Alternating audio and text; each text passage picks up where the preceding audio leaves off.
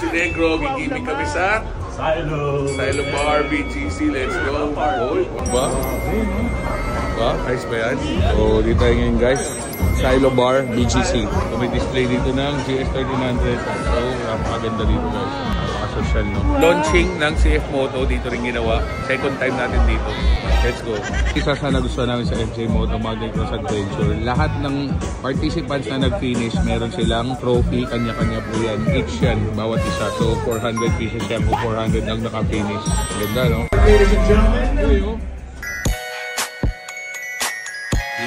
Merry Christmas! ang tawag sa forma mo ngayon? Onyo. What? Kasama mo mga rider guys, ganito sila medyo kagugulong.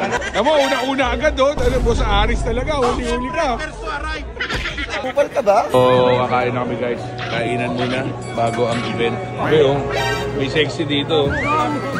Pambabuhusan mo naman kami alak, ha? Bawal na yun, oh. Siyari tayo dun. Yung mga teammate niya, wala pa. Teammate ko, wala pa. So, kami muna magka-team niya. Kami muna magka-table.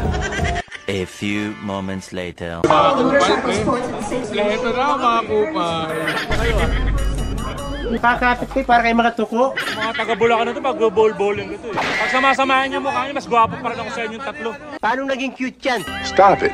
So, kasama natin dito. Tropa natin rider. St. JB. Ito ka.